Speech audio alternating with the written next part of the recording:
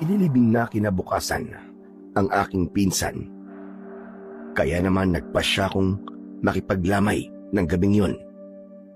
At dahil huling gabi na yon ng lamay, kaya dumagsa ang maraming tao sa burol ni Mariel. Maganda si Mariel, 18 anyos, at siya ang pangatlong biktima ng isang serial killer na pinaniniwalaang isang aswang. Oo, isang aswang ang salarin dahil pagkatapos halayin ng biktima ay kakainin ang kanyang lamang loob. Kaya naman, takot na takot ang aking mga kabarangay, lalo na ang mga kababaihan dahil siguradong isa sa kanila ang sunod na magiging biktima.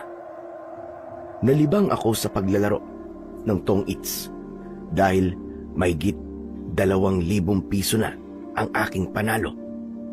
Hindi naman ako pwedeng umayaw kagad dahil baka pag-initan ako ng aking mga kalaro. Kaya naman, 1:30 na ng madaling araw ay naroon pa rin ako at nagsusugal.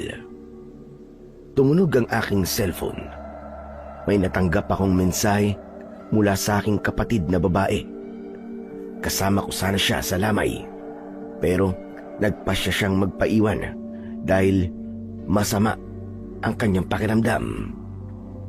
Binasa ko ang mensahe. Sabi ron, umuwi na ako dahil natatakot daw siya dahil parang meron daw umaaligid sa bahay. Hindi na ako nag-reply at tinawagan ko na lang siya at sinabi kong pauwi na ako. Kumuha ako ng 500 piso sa mga pera kong nakalatag sa mesa at ibinigay ko sa isa kong pinsan ang aking hawak ng mga bara upang siya na lang ang magpatuloy ng aking laro. Medyo malayo rin ang bahay namin at wala na akong masasakyan tricycle. Aabutin din ako ng kalahating oras sa paglalakad. Pero binilisan ko ang aking paglalakad para makarating kagad ako sa amin. Makalipas ang 10 minuto ay tinawagan ko uli ang kapatid kong si Gemma. Pero unattended na ang kanyang cellphone. Kaya naman, kinabahan ako at halos tumakbo na ako sa aking pag-uwi. 10 minuto pa uli ang lumipas ay natanaw ko na ang aming bahay. Siguro mga 100 metro na lamang ang layo. At dahil nakabukas ang ilaw sa harapan ng bahay namin, ay nakita kong nakabukas ang pinto. Kaya naman, lalo akong kinabahan at mas binilisan ko pa ang aking pagtakbo. At bago ako pumasok, ay napansin kong sira ang doorknob ng pinto na indikasyong pinasok yun o pwersahan na binuksan. Kaya lalo akong kinabahan. Binuksan ko ang ilaw sa salas at dali-dali akong nagpunta sa silid ni Gemma.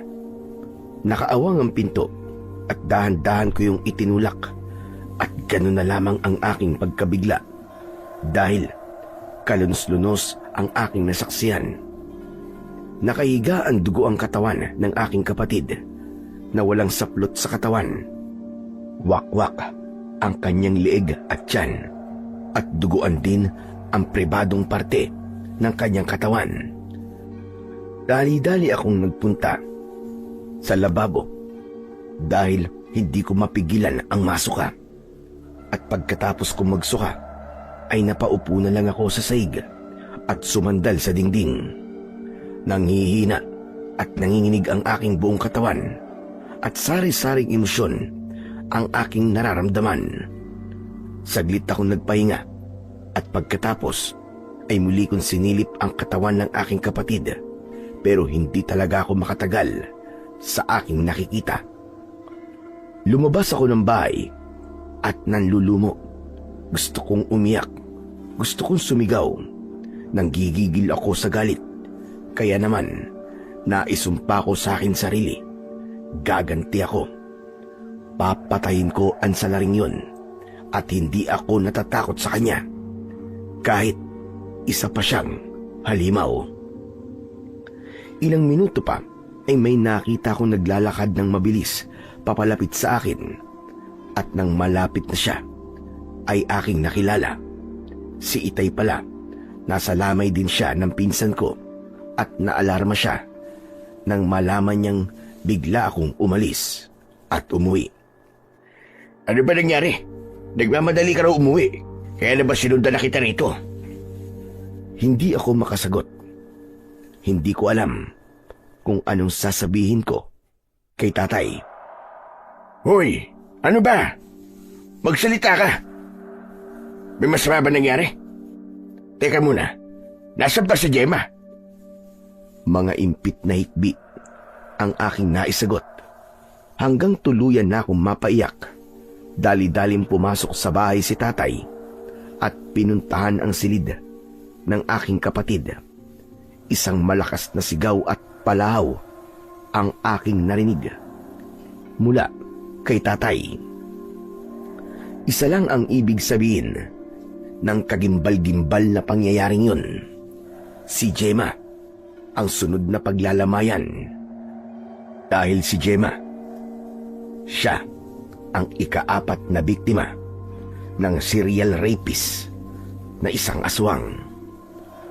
Mabilis na kumalat ang balibalita, kaya minsan pa ay nabalot talaga ng takot at pangamba ang buong barangay at mas lalong naalarma si Kapitan at ang mga tauhan sa barangay. Hindi pa man nalilibing si Mariel, ay may kasunod na kagad na biktima. Kumusta na, Temyong? Nasaan ang kapatid mo? Nasa puninarya pa po. Mamayang hapon pa po dadalhin sa bahay ang kanyang bangkay. Di bale. Ngayon naman ang libing ni Mariel. Kaya sa inyo ko naman ipapadala ang tolda at mga upuan. Maraming salamat po, Kapitan. Siya nga po pala. Kumusta na po ang ginagawang investigasyon ng mga pulis? Pang-4 na pong biktima ang aking kapatid. Pero wala pa rin po ba silang sospek? Wala pa nga, Temyong eh. Alam mo naman ang mga pulis, hindi sila naniniwala sa ganong kwento. Abay sabi nila, katang-isip lang daw ang mga aswang at ang iba pang mga maligno. Pero iba ang paniniwala ng ating mga kanayon. Kumbinsido silang isang aswang nga ang serial killer. Bakit po ayaw nilang maniwala na aswang ang salarin? Very obvious naman ho eh. Dahil nawawalan naman loob ng mga biktima pagkatapos silang halayin at patayin. Ayon sa investigador, ay ganun daw talaga ang modus ng rapist. Kinukuha ang mga laman loob ng biktima. Nang sa gayon, ay mailigaw ang mga nag-iimbestiga. Pero kayo po ba, Kapitan Ingo? Ano po bang pinaniniwalaan nyo? Ay, wag ko. Hindi ko na rin alam. Natatakot na rin ako pero ayokong maniwala na isang aswang ang suspect. Dahil kung aswang nga siya, paano siya mahuhuli? Kahit naman po ako, ayoko rin maniwala sa isang tila alamat na kwento pero malakas ang kutubong hindi ordinaryong taon sa larin, kundi isang halimaw. At kung sino man siya, ay hindi na ako natatakot sa kanya. Dahil sisingilin ko siya.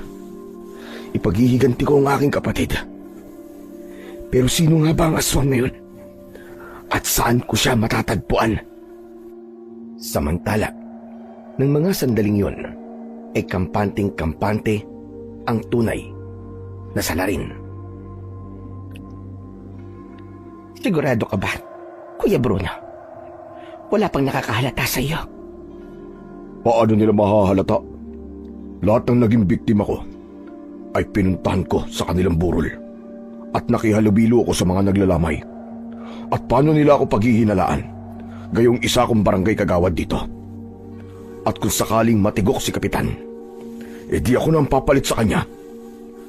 Gusto mo bang tudasin ko na siya para ikaw na ang pumalit sa kanya? Kaya mo ba siyang sikmurain? Makunat na siya at amoy lupa. Siguradong hindi na masarap ang kanyang laman loob. Kung sa bagay, tama ka. nakakawalang gana ang isang matandang makunat na katulad niya. Siya nga pala, kailan ka pupunta sa burol ni Gemma? Pupunta mamaya si Kapitan at ang buong staff ng barangay. Kaya obligado rin akong pumunta. Kahit naman doon sa mga nauna kong biktima. Pumupunta kami sa unang gabi ng burol. At ganun nga ang nangyari. Dumating sina Kapitan at ang kanyang mga kagawad, pati na rin ang ilang staff ng aming barangay. Kasama ni Kagawad Bruno, ang kanyang kapatid na si Lukring, na isang aswang. Nakikiramay kami sa inyo, Temyong, Mangkulas. Huwag kayo mag-alala. Malalagpasan din nyo ito. Kaya nga naman po, Mangkulas. Pagsubok lang po ito na dapat niyong pagdaanan. Maraming salamat sa inyong pagpunta, Kagawad Bruno. Pati na rin sa iyo, Lukring. Kumain po muna kayo. Marami pong pagkain sa kusina. Sige, salamat. Busog pa naman kami. Kinabukasan ay may ipinagtapat sa akin si tatay at hindi ako makapaniwala sa kanyang sinabi. Anak, may suspect na ako sa mga nangyaring karumal-dumal na krimen dito sa ating barangay. Ha? Talaga po, itay? Sigurado po ba kayo? Oo, anak. Sigurado ko. At siya'y walang iba, kundi ang hayop na yun. Si Kagawad Bruno. Ho? Nakakatiyak po ba kayo? Paano niyo naman po nalaman na siya yun? Hindi ako maaaring magkamali. Aswang si Bruno. Pati na rin ang kapatid niyan si Lukring. Di maipaliwanag sa akin ni tatay kung paano niya yun nalaman dahil meron siyang inililihim sa akin. Lingid sa aking kaalaman ay may dugo na kalahating tikbalang si tatay, kaya meron siyang kakayahang maramdaman ang sinumang malignong kanyang makakasalamuha. At ganun din si Bruno at Lukring. Naramdaman din nila na si tatay ay isa ring maligno. Naamoy mo rin ba? Oo, amoy na amoy ko na isang tikbalang si Mangkulas. Kung naamoy natin siya, malamang naamoy din niya tayo. Ganun na nga. Kaya bistado na tayo. Delikado ang lagay natin. Ano ngayon ang ating gagawin? Papatayin ba natin si Mangkulas? Hindi yung ganun kadali. Dahil may angkinding lakas at kapangyarihan ng isang tikbalang. Pero dalawa naman tayo, kuya. Ano kaya kung pagtulungan natin siya? Hindi tayo pwedeng magpadalos-dalos. Makiramdam muna tayo. Siyempre, naalerto na si Mangkulas. Kaya alam kong lagi rin siyang nakaanda. Siguradong paghihinalaan kanyang ikaw ang bumiktima sa kanyang anak. Kaya re-resbakan kanya, panigurado yun. Wala siyang ebidensya na konsa na rin. Kaya hindi siya basta-basta gagawa ng marahas na akbang. Makiramdam na lang muna tayo. Dahil yun ang pinakamainam na pwede nating gawin. Hindi na nagbalik pa sina Bruno at Lukring sa mga sumunod na gabi ng burol, pero naroon sila sa huling gabi ng lamay. At dahil naku-curious ako sa sinabi ni tatay, kaya palihim kong minamatyagan ang kanyang mga kilos. Nakita ko siyang lumapit sa ataol ng aking kapatid. Nakasarado ang ataol dahil hindi kaaya-aya ang kanyang itsura. Walang magawang paraan ang make-up artist ng puninarya para ayusin ang muka ng kaawa-awa kong kapatid na si Gemma. Maganda naman ang itsura niya sa picture frame na nakapatong sa ataol. Nakita ko ang nakakaasar na ngiti ni Bruno habang pinagmamasdan ang maamong muka ng aking kapatid sa larawan. At malakas ang aking kutob. Positibong indikasyon yun na si Bruno nga ang salarin. At dahil gusto kong makumpirma kung tama ang aking hinala, ay nilapitan ko siya at nagtanong ako sa kanya. Ano sa palagay mo, Kagawad Bruno? Naniniwala ka rin bang aswangan rapist na serial killer? Ano ka ba naman, Temyong? 2025 na. Pero naniniwala ka pa rin sa aswang? Pero yun ang pinaniniwalaan ng halos lahat ng taga rito sa ating barangay. Karapatan ng bawat isa ang maniwala sa gusto nilang paniwalaan. Pero hindi ako naniniwala sa isang aswang hanggat hindi pa ako nakakakita. Eka nga to see is to believe. Gusto mo bang makakita ng tunay na aswang? May alam akong paraan. Huh? Talaga? Paano? Humarap ka sa salamin. At may pangit na aswang kang makikita. Kahit pabiro ang pagkakasabi kong yun, ay parang nabigla si Bruno sa kanyang narinig. At tumingin siya sa akin na para bang binabasa ang aking isip. Kaya ganun din ako. Binasa ko rin ang kanyang mga mata at ang laman ng kanyang isip. Hindi ako sigurado sa aking naging konklusyon, pero nararamdaman ko tama ang sinasabi ni tatay. Aswang nga si Kagawad Bruno, pati na rin ang kanyang kapatid. Aba, teka lang. Hindi magandang biro yan, Temyong, ha? Hindi ka nakakatawa. Grabe ka naman, Kagawad. Napikon ka ba kagad? O baka naman, guilty ka? Teka. Ano ba talaga gusto mong palabasin? Pinagbibintangan mo ba ako, ha, Temyong? O, relax ka lang, Kagawad. Cool ka lang. Natatakot na tuloy ako eh. Kung makatingin ka kasi parang gusto mo akong lapain. Nagmumukha ka tuloy totoong aswang. Biglang tumalikod si Bruno dahil napikon siya sa akin. At sapat na yung indikasyon na tama nga ang sinabi ni tatay. Isa ngang aswang si Kagawad at siya ang salarin na gusto kong paghigantihan. Pero paano nga ba ako makakaganti? Paano ko yun gagawin? Pagkatapos ilibing ang aking kapatid, ay nag-usap kami ni tatay at nasabi ko na sa kanya ang ginawa kong pagmamatsyag kay Bruno, pati na rin ang aming naging diskusyon. Kung ganun, naniniwala ka na sa akin ngayon? Opo tay, tama po kayo. Si Kagawad Bruno nga po ang humalay at pumatay kina Mariel at Gemma. At kailangan natin ba'y pagiganti ang iyong kapatid at ang mga pinatay ng hayop na aswang na yun? Pero tay, paano po natin lalabanan ng isang aswang? Bawang at asin lang ang karaniwang pangontra sa kanila, anak. Ano naman po magagawa ng bawang at asin? Sa lalaking aswang, ay depensa lang natin yon para hindi sila basta makalapit sa atin. Pero sa babaeng aswang, kung siya isang manananggal, pwede natin lagyan ng asin at bawang ang kanyang kalahating katawan. Ang ibig po ba ninyong sabihin aabangan ko pong mahati ang kanyang katawan? At kapag iniwan na niya ang kalahati niyang katawan, ay ilalagay ko ron sa ibabaw ang asin at ang bawang? Ganun ba? Ganun na nga. Hindi na makakabalik pa ang manananggal sa kanyang kalahating katawan at mamamatay siya pagsikat ng araw. Nagkaroon ako ng ideya sa sinabing yun ni tatay. Ang kapatid ni Bruno na si Lukring ay malamang na isang manananggal. Siya ang uunahin kong patayin dahil siya ang mas mahina sa kanilang dalawa. Pero paano ko naman yun gagawin? Aabangan ko ba siya gabi-gabi? At saan ako mag-aabang nang hindi niya namamalayan? Hindi kalayuan ang bahay nila sa amin. Kaya naman, makakapagmanman ako malapit sa lugar nila. Nagsuot ako ng black pants at black jacket. May suot din akong cap at sunglass upang nang sa ganun ay walang makakakilala sa akin.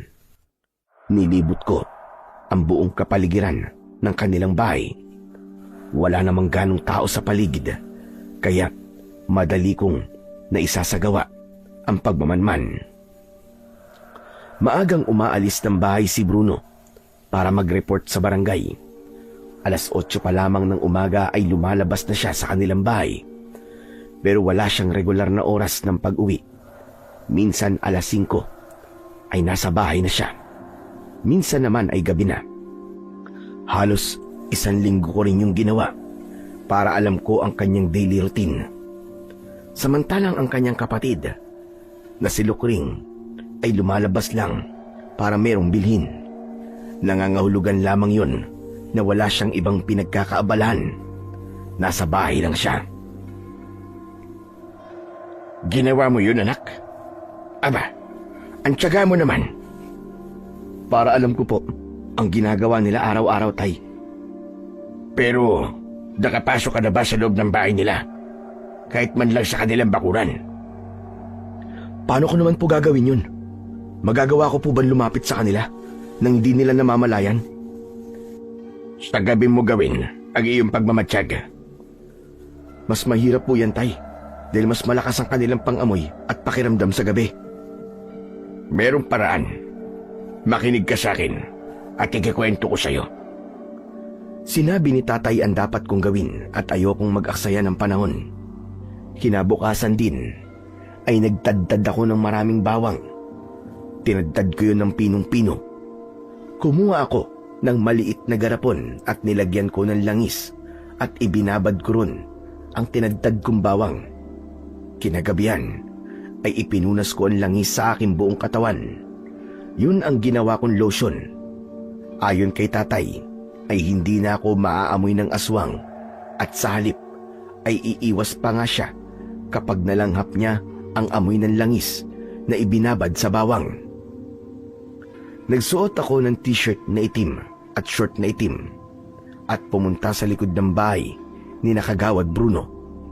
Alam ko na ang pasikot-sikot sa paligid dahil sa ginawa kong pagmamanman, kaya sigurado ko na nasa likod na ako ng bahay ni Nakagawad Bruno.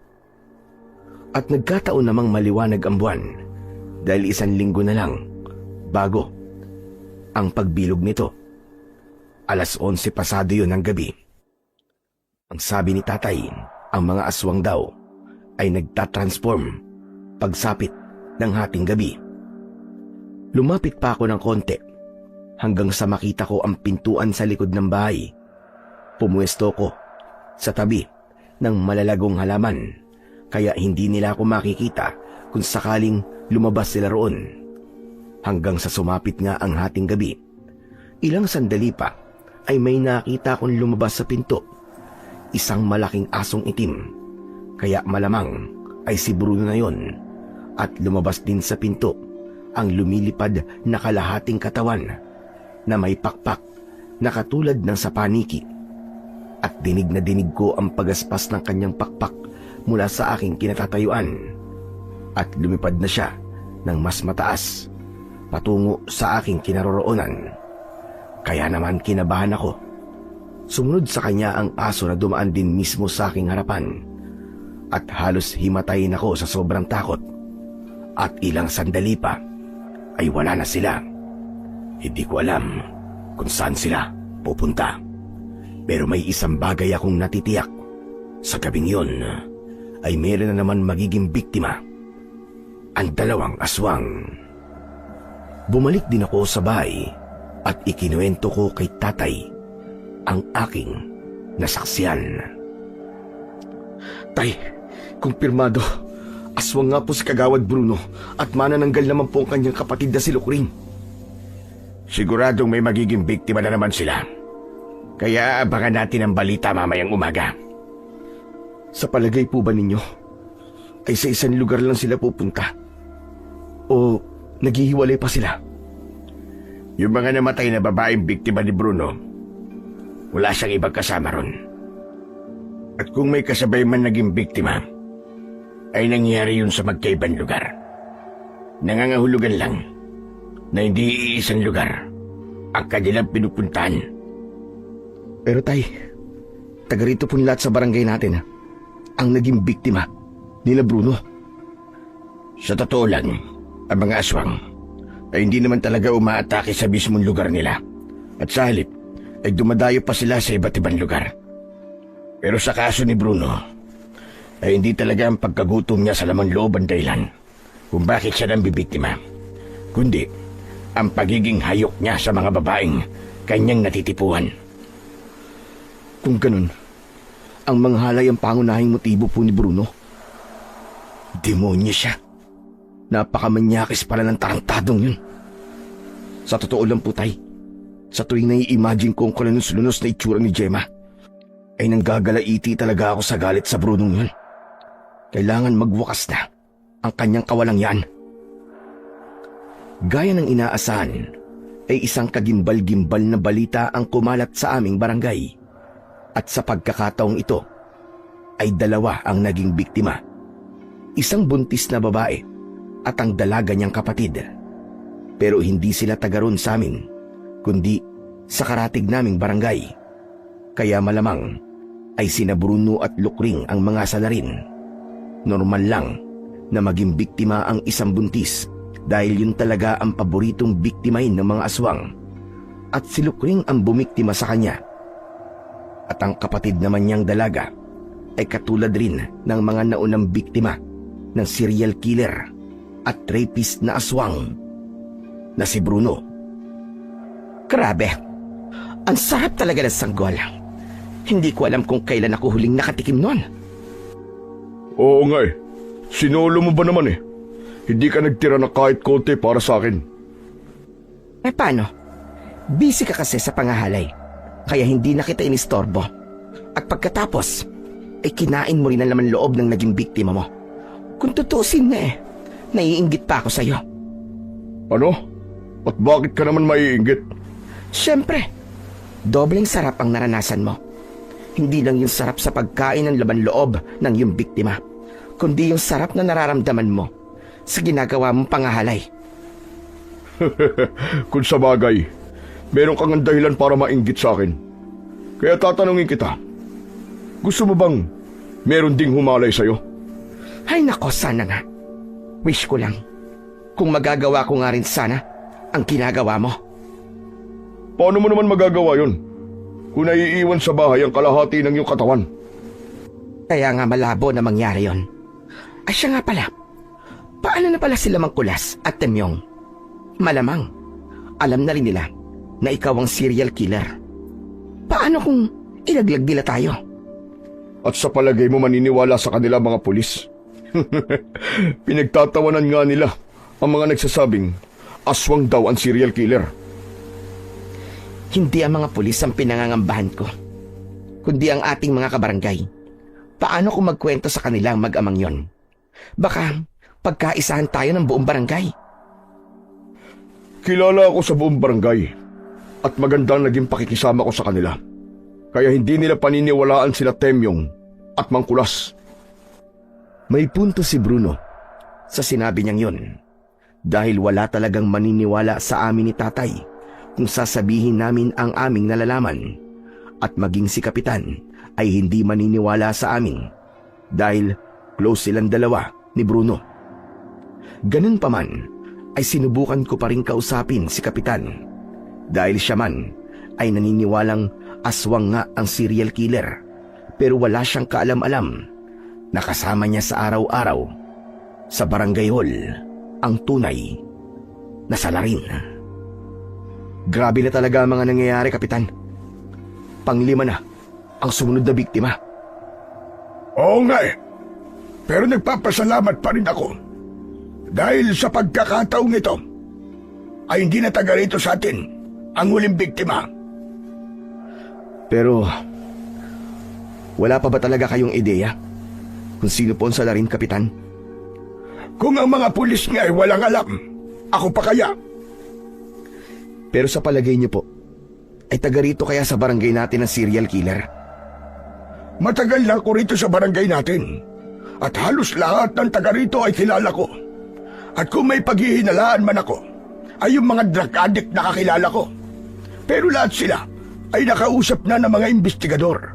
At wala ni isa sa kanilang naging suspect. Kaya imposibleng taga rito ang serial killer na rapist. E paano po, Kapitan? Kung hindi ordinaryong taong tunay na salarin, kundi isang aswang na pinaniniwalaan ng mga karamihan sa ating barangay. Naisip ko na rin yan. Pero hindi ko alam kung dapat ko nga ba yung paniwalaan. hindi talaga uubra na magsumbong ako kay Kapitan. At isa pa, kahit naman mapaniwala ko siya, ano namang gagawin niya?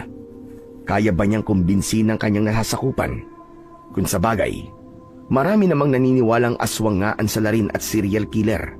Pero maniniwala rin ba silang yun ay walang iba, kundi ang numero 1 kagawad ng aming barangay? Kaya naman malabo yun.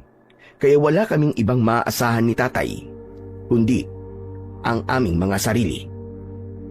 Hindi talaga natin makukuha ang suporta ni Kapitan dahil kapanalig siya ni Kagawad Bruno, pati na rin ang iba pang nagtatrabaho sa barangay. Ano pong gagawin natin, tay? Maging sina Kagawad Bruno ay naghihinala na sa atin. Kaya paano kung bigla nila tayong salakayin? Hindi nila yung basta-basta magagawa. Magdadalawang isip sila. Pero tayo, ang hindi dapat magdalawang isip. Kaya bumalik ka sa bahay nila sa kabilugan ng buwan. Siguradong magpapalit sila ng anyo sa gabing yon. Lalagyan ko po ba ng bawang at asin ang kalahating katawan ni Lokring? Mas maganda kung dadamihan mo ang tinadtad na bawang na ibinababad sa langis. At ilalagay mo rin sa langis ang isang dakot ng asin. Kailangan mo ng mas malaking garapon, anak. At yung mismong langis ang ibubuhos mo sa kalahating katawan ni Lokring. Nang oras din na yon, ay nagdaddad ako ng maraming bawang. Tinadtad ko yon ng pinong-pino at ibinabad ko sa langis na nakalagay sa mas malaking garapon. Nilagyan ko rin yon ng isang dakot na asin at 3 araw na nakababad ang bawang at asin sa langis. Kaya mas concentrated ang bisa nun. Kinagabihan ay bilog na bilog ang buwan, kaya ginawa ko ang dati kong ginawa. Nagpunas uli ako ng langis sa aking buong katawan at yung dating damit uli ang aking isinuot. At nagpunta ako sa bahay ni Kagawad Bruno. 11:30 ay naroon na ako sa dating pwesto sa tabi ng mga malagong halaman. At minsan pa, katulad ng aking inaasahan, ay lumabas uli sa pintuan sa likod ng bahay ang isang malaking asong itim at ang kalahating katawan ni Lokring na lumilipad sa ere. At nang mawala na sila, ay nagpalipas muna ako ng ilang minuto bago ako pumasok sa pinto na kung saan ay lumabas ang magkapatid na aswang. At nang magawi ako sa kusina, ay nakita ko ang kalahating katawan ni Lokring nakatayo sa tapat ng lababo at bigla akong kinabahan. Nilapitan ko yon habang hawak ko sa aking mga kamay ang garapon na may langis. Na-curious ako, kaya pansamantala kong ipinatong sa mesa ang hawak kong garapon at lumapit ako sa kalahating katawan ng manananggal. Nagtataka ako dahil walang anumang bahid ng dugo ang ibabaw ng putol na katawan. Para lang isang puno na nilagari at naputol. At dahil sa aking curiosity, ay inililis ko ang palda ng kalahating katawan at tumambad sa aking mga mata ang mapuputing hita ni Lokring. Makinis ang kutis at malapad ang balakang. Kung sa bagay, kahit naman hindi kagandahan si Lokring, ay maputi siya at maganda ang hubog ng katawan. Hindi ako nakontento, kaya hinubad ko ang suot na palda. Kaya naman, lalo kong nakita ang kaputian at kaseksiyan ng kalahating katawan ng manananggal. Hindi ko akalaing yung kalahating katawan lang ang naging aswang dahil tao pa rin ang kalahating katawan. Napako ang aking tingin sa mapuputing hita ni Lokring at tanging bikining itim ang saplot sa pang-ibaba niyang katawan. Grabe! Hanip talaga! Ang puti ng kanyang hita at legs. Flawless! At bakit ganitong nararamdaman ko? Pambira! Nanginginig ang katawan ko at kung ano-ano naglalaro sa isip ko. Luminga ako sa paligid at nakakita ko ng maliit na tuwalya. Kinuha ko yun at pinunas ko ang nakapahid na langis sa aking kamay at braso. Pati mukha ko ay meron ding langis, kaya pinunasan ko din yon. May sabon sa lababo, kaya naghilamos ako at naghugas ng kamay at braso. At pagkatapos ay muli kong tinitigan ang mapuputing hita ni Lukring at saglit ko yung hinimas. Anak ng tokwa, oo. Hindi lang flawless ang kanyang kutis, kundi malambot pa at makinis. Hindi ko na kaya to, kaya pasensya ka na, Lukring. Sa'yo na lang ako gagante sa ginawa ng kuya mo sa kapatid ko. Hindi ko na napigilan ang aking sarili, kaya tuluyan na akong nagpatianod sa tawag ng tukso. Ibinaba ko ang bikining itim niya at napabuntong hininga na lang ako nang tumambad sa akin ang kanyang hiyas. At habang tumutulo ang malamig na pawis sa aking katawan, ay tumulo rin ang aking laway. At sa pagkakataong yun, ay masasabi kong ako ay tulad na rin ng isang aswang at isang manananggal, ang aking biktima. Samantala, ng mga sandaling yon ay nasa ibabaw ng bubong ang magkapatid na aswang. Isa na namang buntis ang kanilang bibiktimahin. Naaamoy ko na ang sanggol. Grabe, ang bango. Takam na ako. Oo nga, ang bango. Nakakatakam na talaga.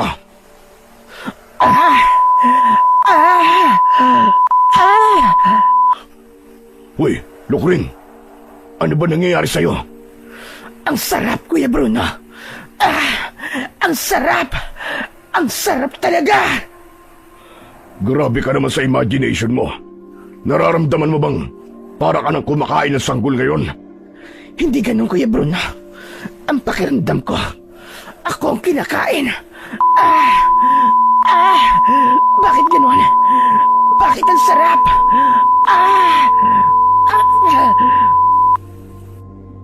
Teka nga, hindi kita maintindihan eh. Ano ba talaga nangyayari sa'yo? Ewan ko, Kuya. Hindi ko alam. Parang mababaliw ako sa sarap. Hindi ko talaga lubos maisip na magagawa ko yun. Kung sa bagay, 3 taon na akong tigang dahil taon na rin ang nakalipas pagkatapos kong makipag-break sa aking girlfriend. Kaya hayon, sisid marino ang ginawa ko sa kalahating katawan ni Lukring at nagkataong may bigote pa ako. At doon ko napagtanto na nararamdaman pala niya ang ginagawa ko. Kaya naman biglang gumalaw at pumulupot sa aking likod ang isa niyang paa at binti. Samantalang ang isa pa niyang paa ay itinulak pakabig ang aking ulo at lalo niyang isinubsob sa kanyang hiyas. At dahil sa kanyang reaksyon ay natakot ako at gusto kong kumalas, pero lalong humigpit ang pulupot ng kanyang mga paa sa aking katawan na halos magpambuno na kami. Pero pinilit ko talagang makawala hanggang sa ako ay makahugalpos at dali-dali akong umalis. Nakarating ako sa bahay, nadala pa rin ang garapon ng langis. Hindi ko na isa katuparan ang aking plano. Kaya ganun na lang ang pagkadismaya ni tatay. Anak ka ng waiting team yung naroon ka na eh. Bakit hindi mo ibinuhos yung dala mong langis sa kalahating katawan ni Lukring? Pasensya na, tay. Nagambala kasi ang utak ko eh. Anong ibig mo ba sabihin? Tay, kasi na-curious kasi ako. Kaya tinignan ko kung anong itsura ng kalahating katawan ni Lukring. Tinanggal ko at inubad ang kanyang palda. Walang hiya ka. Binusuhan mo pa ang manananggal na yun. Hindi ka man lang ba nandire? At bakit naman po ako mandidiri, tay? Ang puti nga po ng legs niya eh, flawless talaga. Pambibabaks po ang dating. Tapos ang kinis pa po.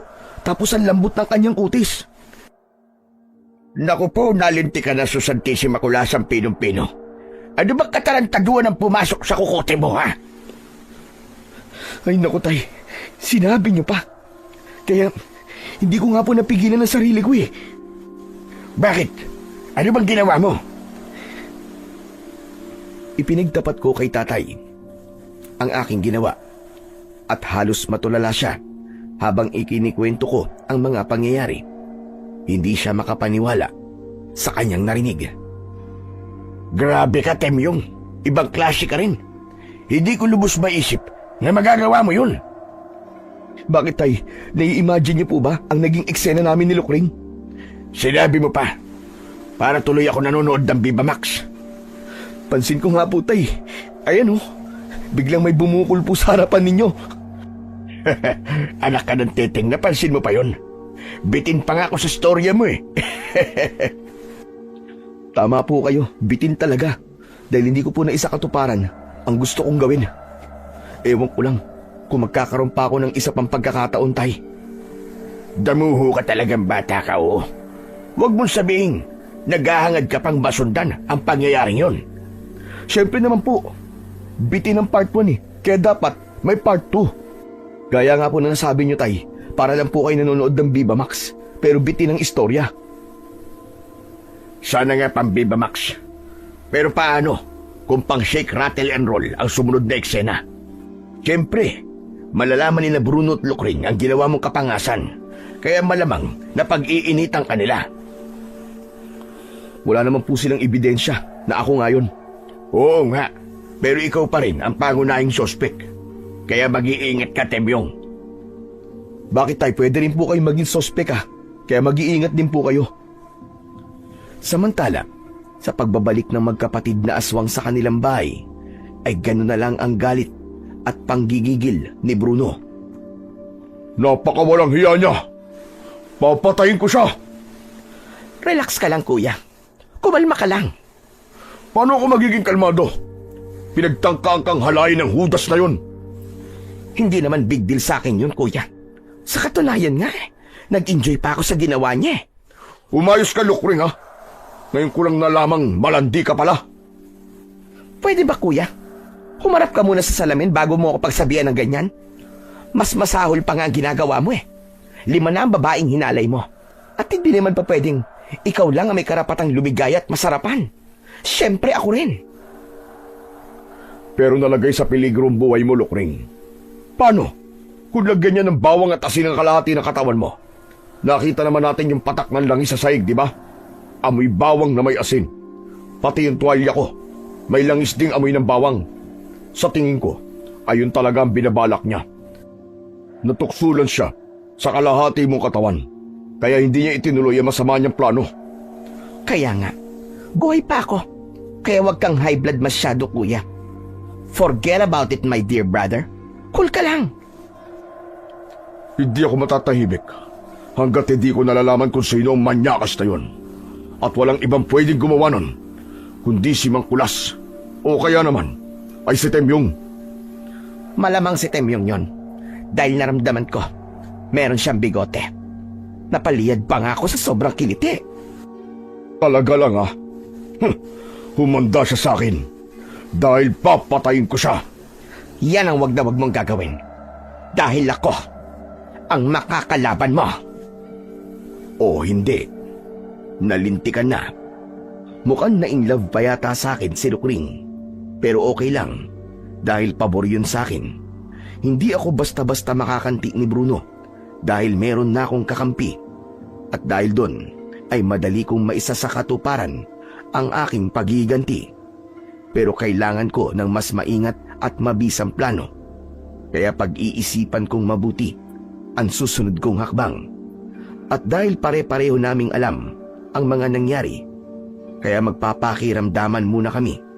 Isang araw, habang ako ay naglalakad sa kalsada, ay sinundan ako ni Lukring. Napansin ko yon, pero nagkunwari akong hindi ko alam na nakabuntot siya sa akin. At nang medyo malayo na ang nalalakad ko, ay huminto ako at nilapitan ko siya. Sinusundan mo ba ako? Hindi Baka nagkataon lang na pareho tayo ng pupuntahan. Bakit, Temyong? Saan ka ba pupunta? Diyan lang sa malapit na karinderya. Aba, doon din ako pupunta eh. Kung gusto mo di sabay na tayong kumain. Bakit, ililibre mo ba ako? Sure. Walang problema. Sigurado ka? Malakas akong kumain. Okay lang. Basta kainin mo rin ako. Ha? Anong sabi mo? Ang sabi ko bilisan natin. Dahil gutom na ako. At sabay nga kaming nagtanghalian ni Lukring. At habang kumakain, ay pinakikiramdaman namin ang isa't isa. Walang imikan habang kami ay sumusubo at ngumunguya. At makailang beses ding nagtama ang aming paningin. Pero hindi naman magawang titigan ang isa't isa dahil parang napapaso kami at naiilang na rin. Napansin ko siya na pangiti-ngiti kaya't ako ang bumasag ng katahimikan. Lukring, bakit parang pangiti-ngiti ka riyan? May nakakatawa ba? Wala. Bakit may problema ba? Bawal na ba ang pagngiti ngayon? Hindi. Okay lang. Walang problema. Pero bakit ka nga ba napapangiti? Ano bang nagpapangiti sa'yo? Wala yon. May naalala lang akong masayang pangyayari. Talaga? Gaano naman kasaya? Ay nako, kung alam mo lang. Super saya talaga. Nung isang gabi lang nangyari. At sana nga, maulit muli eh. At sa susunod, wag nang patago. Madali naman akong kausap eh. Alam ko ang mensaheng binitiwan ni Lukring sa akin. Lalo na't sinamahan pa niya yon ng pilyang ngiti habang nakatitig ng malagkit sa akin. Very obvious namang nagpe-flirt siya sa akin. Pero patay mali siya lang ako na para bang wala akong alam. Kahit pa alam kong bistado niya na ako. At isa pa, ayokong magkaroon ng special na koneksyon sa kanya. At higit sa lahat, ay ayokong mahulog ang loob ko sa kanya dahil magiging malaking hadlang yon para maisakatuparan ko ang aking paghihiganti. Teka muna. Bakit sa akin mo yan sinasabi? Kasali ba ako ron? Alam mo, Temyong, pwede kang maging artista. Ang galing mo kasing umarte. Ang kaso, maigpit ako.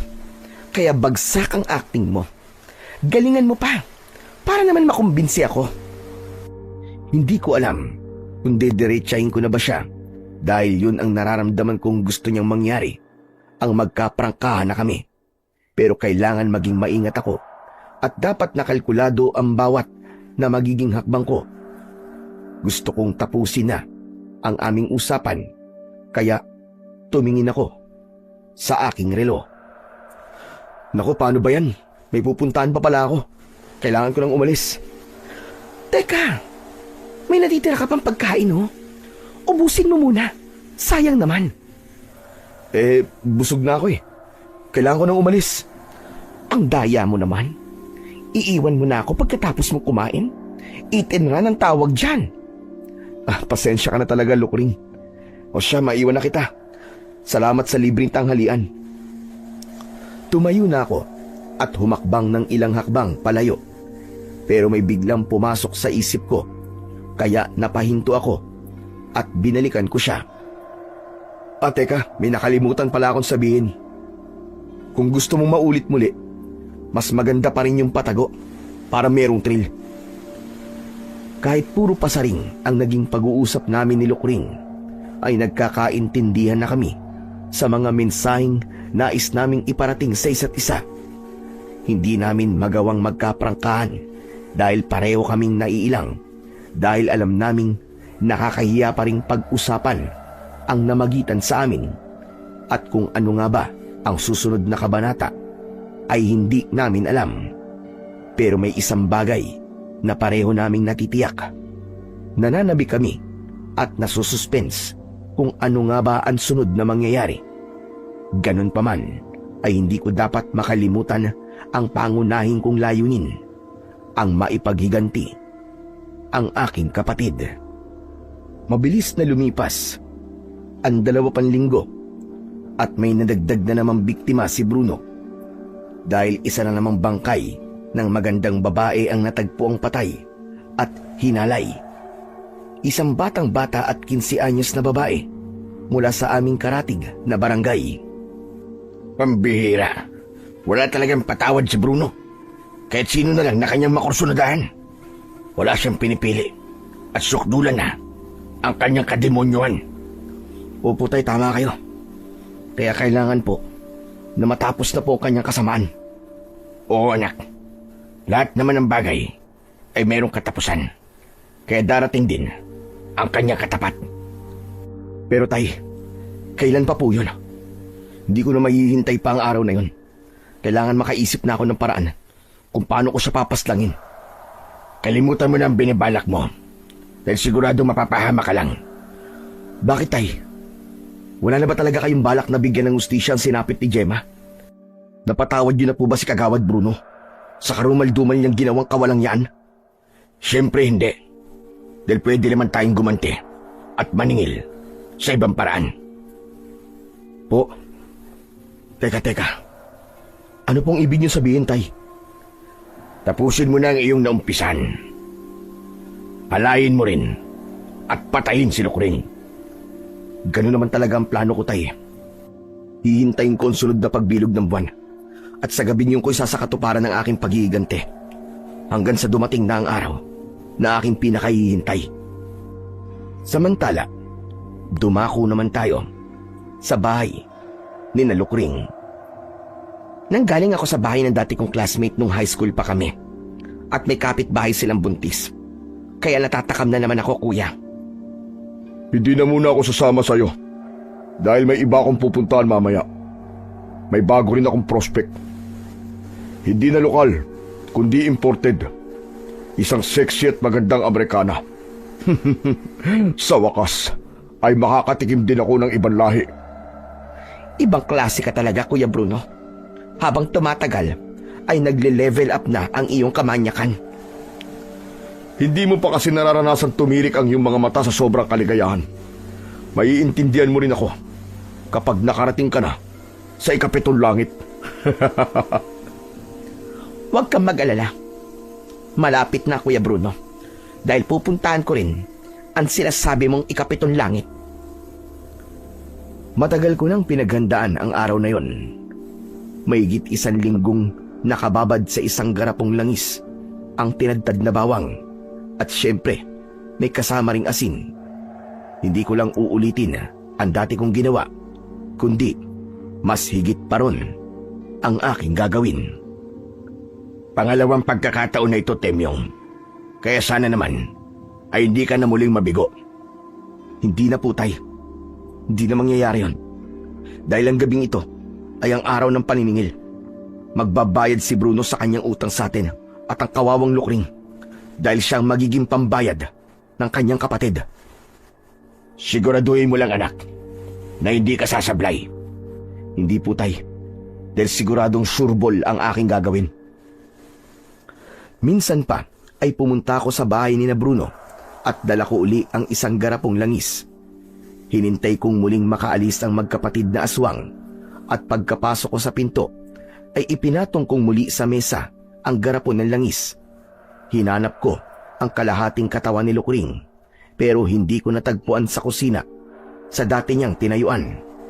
Pumasok ako sa salas pero wala rin doon ang aking hinahanap.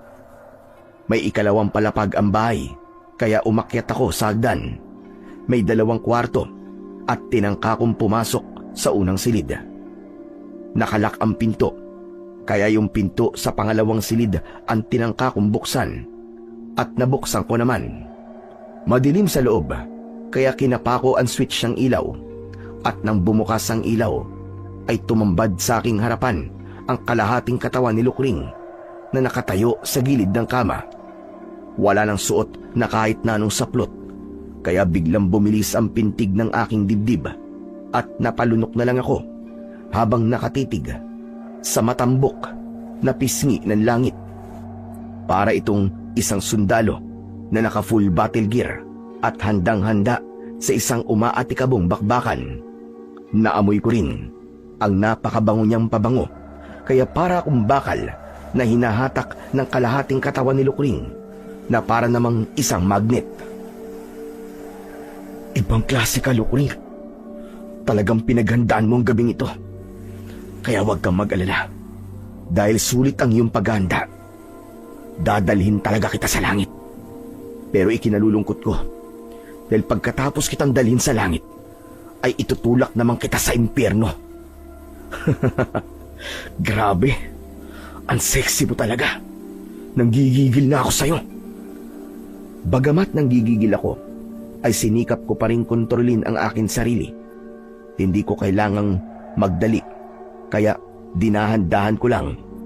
Inihiga ko sa kama ang kaakit-akit na kalahating katawan ng manananggal. Inumpisaan kong halikan ang kaliwa niyang talampakan at pagkatapos ay hinalikan ko rin ang dulo ng pinakamaliit na daliri ng kanyang paa. Pataas ang ginawa kong paggalik mula sa daliri patungo sa ibabaw ng paa, paakyat sa binti, sa likuran ng tuhod hanggang sa hita. At pagkatapos ay isinunod ko namang halikan ang kanan niyang talampakan at pareho lang ang aking ginawa. Kung ano ang ginawa ko sa kaliwa ay ganun din ang ginawa ko sa kanan hanggang makarating ako sa gilid ng langit. Hindi ko kagad tinumbok ang kanyang hiyas at ang paligid dito ang aking hinalik-halikan. Samantala ng mga sandaling yun ay nakahiga sa bubong ng isang bahay si Lukring. Pinapakiramdaman niya at ninanamnam ang aking ginagawa. Walang yaka, Temyong. Masyado mo naman akong sinususpense. Pero okay lang. Gusto ko yan. Para merong thrill. Kaya sige lang, ganyan nga.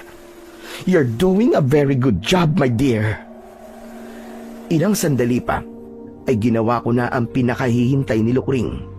Dahan-dahan ko nang pinaglaruan ang perlas ng silangan. At para namang nakarinig ng awit na lupang hinirang ang aking harapan dahil matikas itong tumayo at sumasaludo pa.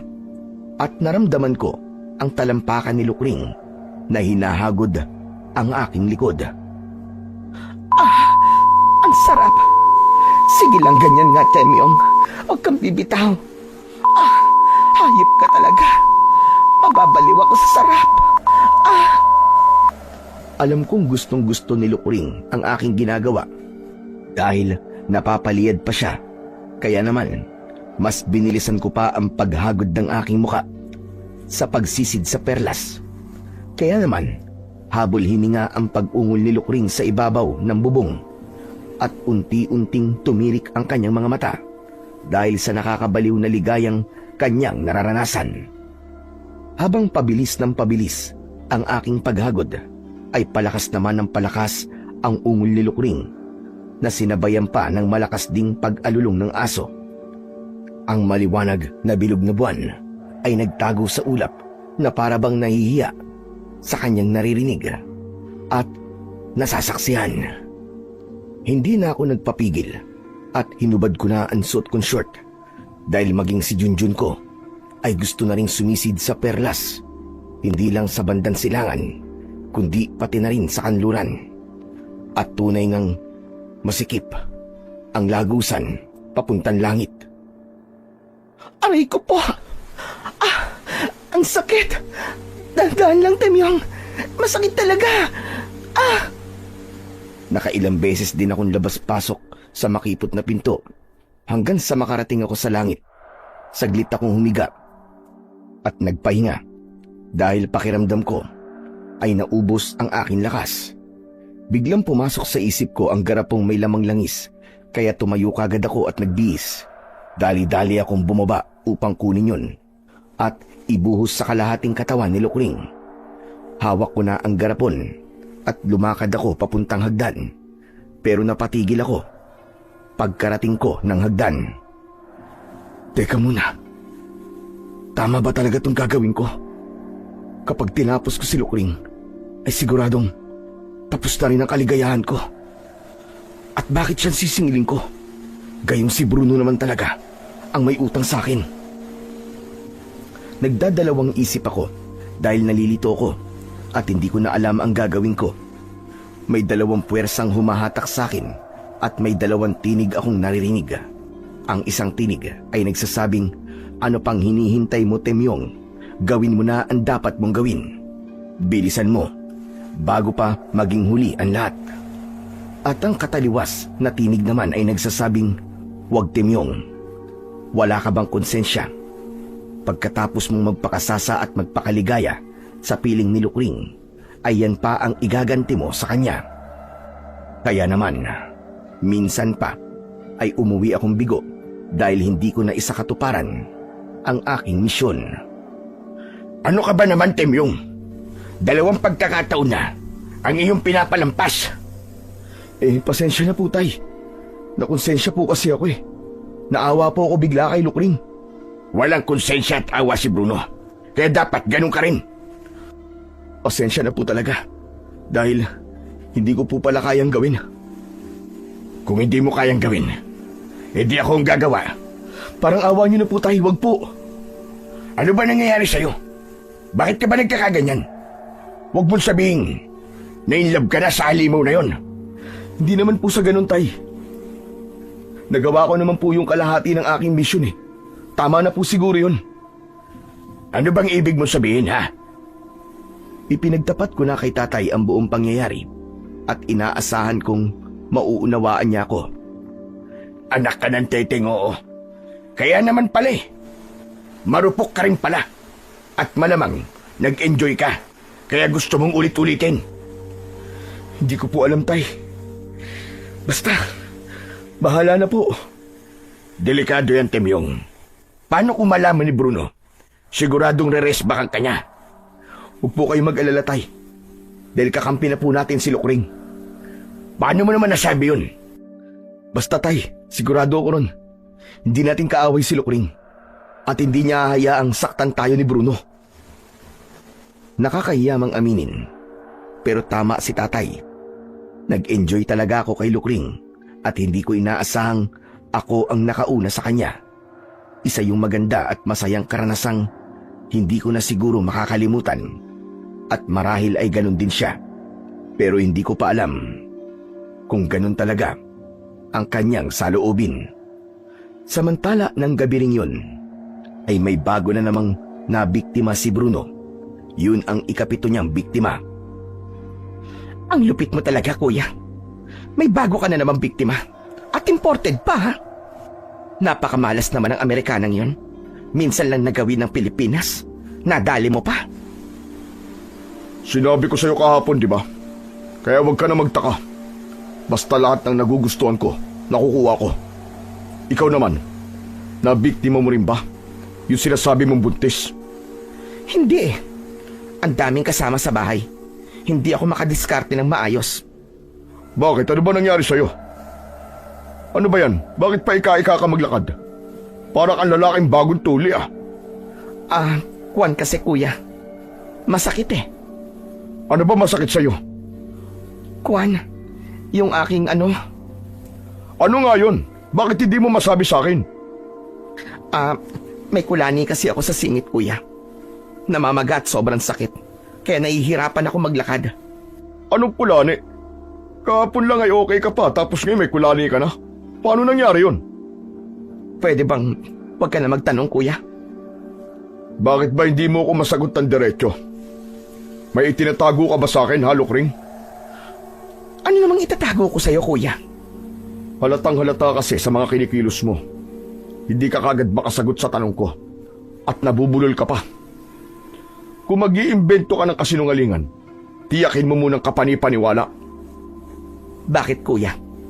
Kaya mo bang patunayang nagsisinungaling nga ako sa'yo? Oo naman. Sige nga, ipakita mo nga sa akin yung kulani.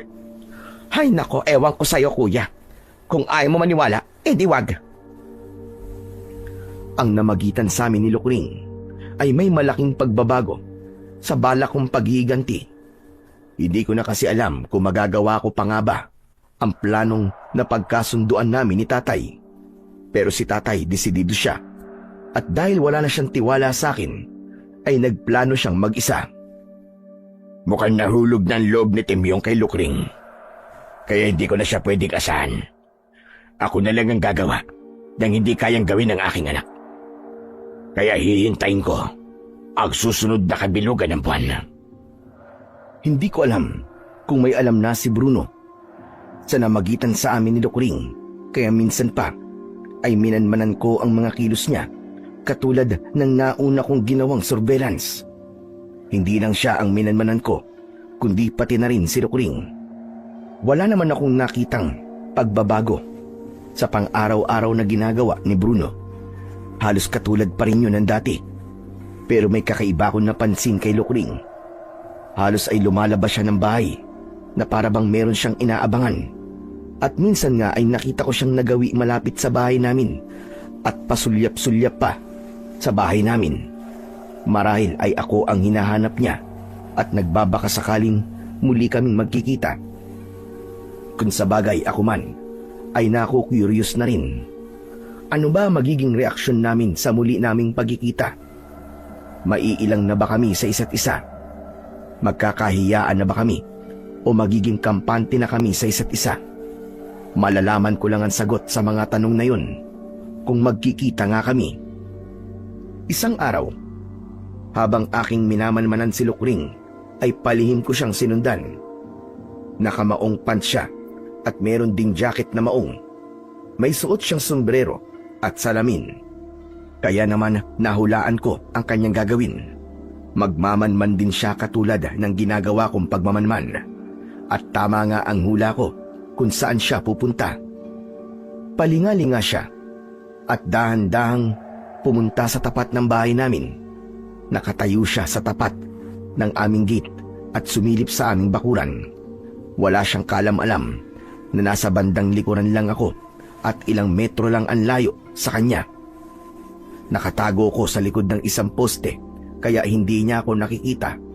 Dahan-dahan akong lumapit sa kanya nang hindi niya namamalayan. Nakadungaw pa rin siya sa aming gate at palingalinga sa loob na para bang meron siyang hinahanap hanggang makalapit ako sa bandang likuran niya. "Sinong hinahanap mo?" Nagulat siya at napalingon sa kanyang likuran. Temyong, ikaw pala. "Naligaw ka yata.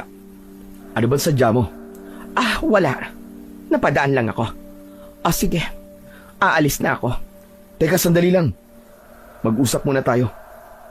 Halika, pumasok tayo sa loob." Nakakahiya naman sa tatay mo. "Wala si tatay. Pinuntahan niya ang isa niyang kumparing may birthday kaya malamang gabi na ang dating nun." Binuksan ko ang gate at ako ang naunang pumasok. Pero hindi siya umalis sa kanyang kinatatayuan at nagkatinginan kami. Saglit na nag-usap ang aming mga mata. "Huli ka na, pumasok tayo sa loob. Huwag ka na mahiya." Naramdaman kong nag-aalangan siyang pumasok pero nakumbinsi ko pa rin siya. At habang naglalakad kami papasok sa loob, ay biglang bumilis ang tibok ng aking dibdib at unti-unting nag-init ang aking katawan dahil bigla kong naisip ang mga namagitan sa amin, lalo na nang malanghap ko ang amoy ng mabango niyang buhok, amoy shampoo, kaya malamang ay naligo muna siya bago umalis ng bahay. At nang makapasok na kami sa loob ng bahay, ay nagtama uli ang aming paningin at lalong bumilis ang tibok ng aking dibdib. At halos pareho kaming napasok sa malagkit naming pagtitig sa isa't isa. At kahit walang sinasambit na salita ang mga mata naming nag-uusap, ay nagkaintindihan kami dahil maliwanag ang mensaheng gusto naming iparating sa isa't isa. Hindi ko na napigilan ang aking sarili. Kinabig ko siya at hinalikan sa labi. At hindi naman siya pumalag at sa halip ay yumakap pa siya sa akin at naging madiin ang paglalapat ng aming mga labi. Mainit at nag-aalab. At nang kami ay bumitaw at nagkatinginan, nag-usap na naman ang aming mga mata at minsan pa ay muli ko siyang hinalikan. Mas madiin, mas maalab at mas matagal, kaya naman halos mapigtal ang aming hininga nang magbitaw ang aming mga labi. Nagkatinginan uli kami at pareho kaming napangiti at biniro ko pa siya. Ano? Masarap ba? Oo naman, Temyong. Alam mo bang, ikaw ang aking first kiss? Talaga? Ang swerte ko naman kung ganun. Ikaw ba? Nasarapan ka rin ba sa aking halik, ha, Temyong? Siyempre, masarap ang mga labi mo eh. Pero ano, Temyong? Sabihin mo. Mas masarap halikan ang isa mo pang labi. Yung isa mong labi na may perlas.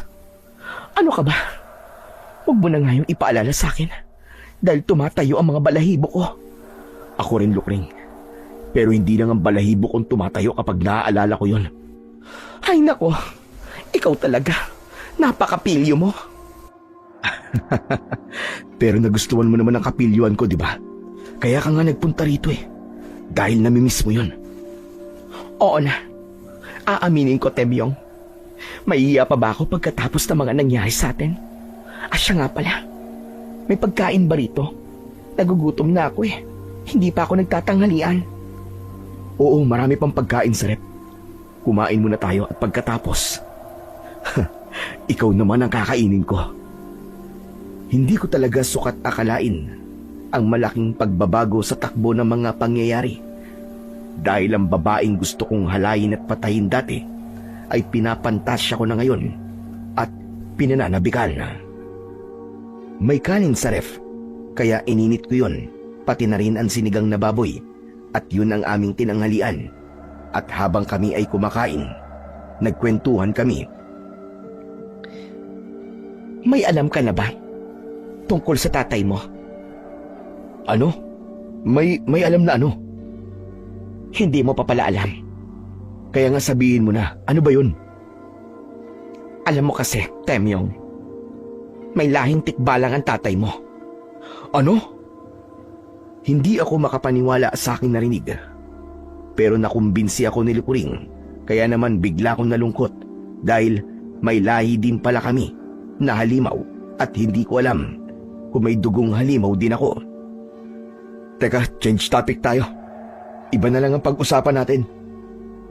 Anong gusto mong pag-usapan natin, Temyong? E di yung tungkol sa ating dalawa at sa masaya nating adventure. Sa totoo lang, Temyong, parang ayokong pag-usapan ng bagay na yan dahil nahihiya ako sa'yo. Pagkatapos ng nangyari, magkakahiyaan pa ba tayo? Wala ka naman pwedeng itago sa akin eh, dahil nakita ko ng lahat. Kaya nga nahihiya ako sa'yo dahil sa halip na itago ko, ay ibinuyang-yang ko pa. Bakit? Sulit naman ah. Dahil naging masaya ka naman, di ba? Oo, yung una masarap, pero yung sumunod masakit na. Hindi ko naman kasi akalaing birhin ka pa pala. Pero huwag ka mag-alala, dahil yung kasunod ay masarap na, hindi na masakit. Ano ka ba? Huwag mo nga akong tignan ng ganyan. Tapos, mapang-asar pa ang ngiti mo. Pagkatapos naming kumain, ay binuksan ko ang TV at naghanap ako ng pwede naming panoorin.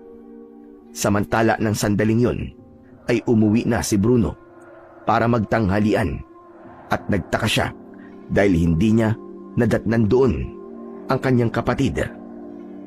Saan kaya nagpunta ang Lukring na yun? Ngayon ko lang siya nadatnang wala rito ah. At hindi rin siya nagluto. Anak ng tokwa. Wala akong kakainin. Saan kaya nagpunta ang babaeng yun? Di bale, tatawagan ko na lang siya.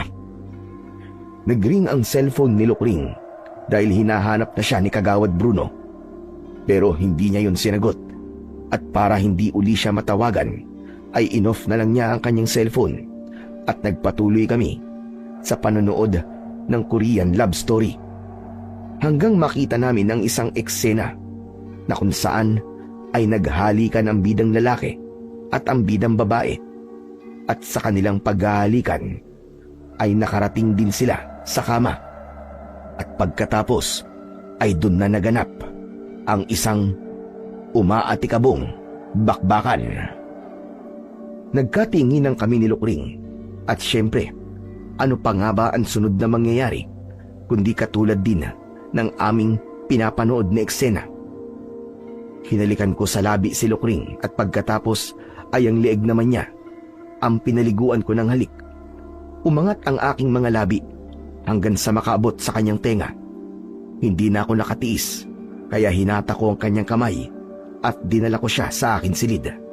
At minsan pa ay naglapat ang aming mga katawang sabik at sa pagkakataong ito ay hindi lang kalahati kundi ang buong katawan niya ang aking kaniig. Oo, nagsanib ang aming nag-aalab na katawan at nagtampisaw kami sa tubig ng kaligayahan at nagpakalunod ang aming mga hayok at uhaw na laman. Nagpakasaya kami ng gusto na parabang yun na ang huling araw ng aming buhay dahil magugunaw na ang mundo kinabukasan. Pero nakakapagod din pala ang magpakasasa sa kaligayahan dahil makailang beses kaming umakyat at nakarating sa ikapitong langit. Halos maubos ang aming lakas, kaya naman nakatulog kami ng mahimbing. 8:00 pasado na ng gabi nang ako'y magising. Pero si Lukring ay mahimbing pa rin natutulog. Tumayo ako at nagpunta sa banyo para maligo. At nang mga sandaling yon ay dumating si tatay. Lasing siya dahil nakipag-inuman siya sa kanyang kumpare. Napansin niyang nakabukas ang aking silid, kaya pumasok siya at laking gulat niya nang makita niyang nakahiga sa kama si Lukring at walang saplot sa katawan. Anong ibig sabihin nito? Bakit natutulog ng hubot-tubad dito si Lukring? Susantissima. Ang sexy. Nanggigigil ako. Masarap na pulutan ito. Kahit walang alak. At dahil sa espiritu ng alak, ay hindi nakapagpigil si tatay. Sinisid agad niya ang 2 malulusog na dibdib ni Lukring, kaya naalimpungatan siya. Pero nanatili siyang nakapikit dahil antok pa rin siya. Pero hindi siya pumalag at nagpaubaya na lang sa pag-aakalang ako ang humahalik sa kanya. Ano ba? Ano ba, Temyong? Huwag mo naman ako masyadong panggigilan. Tuloy-tuloy lang si tatay sa kanyang ginagawa na parabang walang naririnig. Grabe ka naman sumibasib.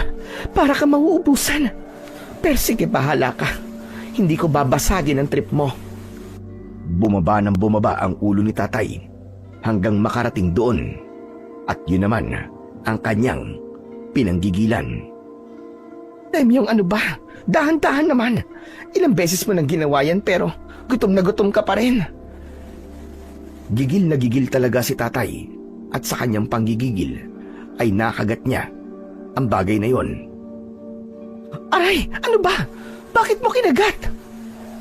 Naantala si tatay sa kanyang ginagawa dahil biglang bumangon si Lukring at nagulat siya nang makita niya si tatay at tinakpan niya ng kumot ang kanyang hubad na katawan. Ikaw pala yung matanda ka. Daig mo pa ang asong ulol na hayok sa laman. Bakit akong sinisisi mo? Nadatnang kitang nakabuyang yan eh. Siyempre, hindi ako tatanggi sa grasya. At baka mabulag pa ako. At sa lahat ng ayoko, ay yung nabibitin ako. Dahil na siguro sa labis na kalasingan, ay naging marahas si tatay. Hinatak niya ang kumot na nakatakip sa katawan ni Lukring, kaya nasilayan niya uli ang hubad na katawan na kanyang pinanggigigilan. Bastos ka talagang matanda ka! Hayop ka! Di bastos na kung bastos. Sinunggaban ni tatay si Lukring at minsan pa ay pinanggigilan niya ito. Nagpupumiglas naman ang dalaga at sumigaw pa ito na nakatawag sa akin ng pansin habang ako'y naliligo. Nagkataon namang may sabon pa ang aking ulo at katawan, kaya dali-dali akong nagbuhos at nagbanlaw. Masyadong naging mabilis ang pangyayari, kaya biglang nagbagong anyo si Lukring. Nahati ang kanyang katawan at siya ay naging isang manananggal. Nagbago rin ng anyo si tatay bilang isang kabayo at naging tikbalang, at silang dalawa ay naglaban. Kung tutusin ay mas malakas si tatay, pero hindi nawala ang epekto sa kanya ng alak kahit pa siya ay nagbago na ng anyo. Masikip sa loob ng bahay kaya sa labas sila nagpatuloy ng pakikipaglaban. At nang makalabas ako ng banyo, pinanood ko sila. Agilid si tatay dahil ilang beses siyang natumba dahil sa kalasingan. Nakita kong duguan ang kanyang leeg at katawan dahil sa kalmot ni Lukring.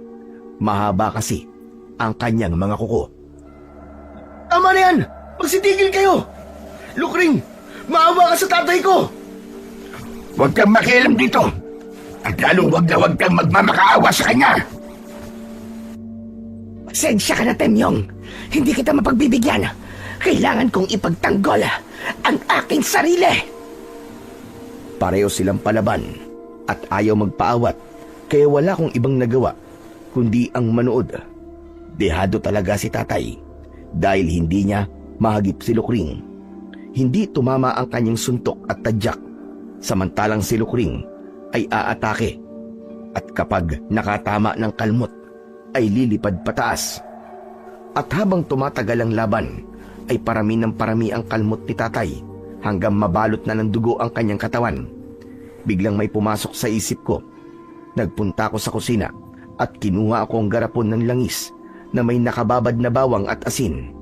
Pinuntahan ko ang kalahating katawan ni Lukring at ibinuhos ko ron ang langis. Kumulo at bumula ang langis na nasa kalahating katawan ng manananggal at unti-unti itong nalusaw. Para kasing asido ang epekto ng langis sa nabuhusang kalahating katawan.